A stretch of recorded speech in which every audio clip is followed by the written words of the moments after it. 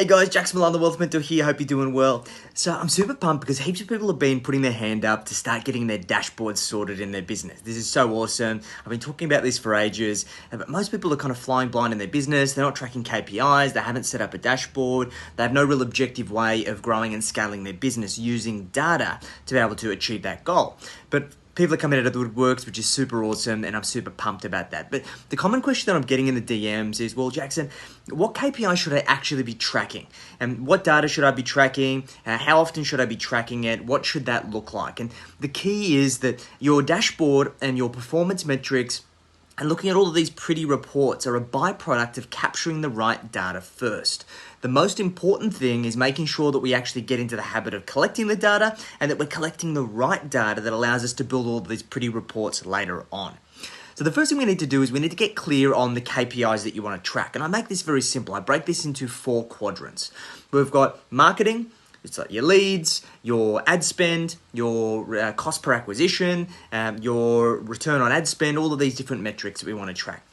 Then we've got sales, your sales pipeline, your average deal value, days from start to complete, conversion rates, these kinds of things. Then we've got delivery, things like your utilization, current active clients, current recurring revenue, your average revenue per client, how long it takes you to deliver your product or service. And then we've got growth, which is typically your financial metrics. So it's like your revenue, your gross profit, net profit, EBITDA, looking at your cash flow trends, these kinds of things. So what's really important is to look at all of these 4 quadrants, marketing, sales, delivery, growth, and then actually just come up with maybe 5 or 10 important metrics for your business, and then understand where are you going to find the data from, and then how often you're going to report on it. I'd probably say weekly is a good guess. That's a good place to start.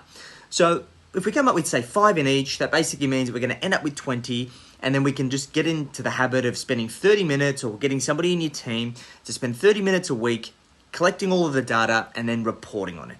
Now, putting it into a Google Sheet, setting up a Google form and just plugging it in on a Friday, whatever you need to do to start collecting that information. Now, ask yourself, am I able to actually go back and collect historical data? Because the more data we have, the easier it is for us to build reports, because we can actually start running trends and actually see what the historical behavior has been in your business based on these data sets. This is the place to start, guys.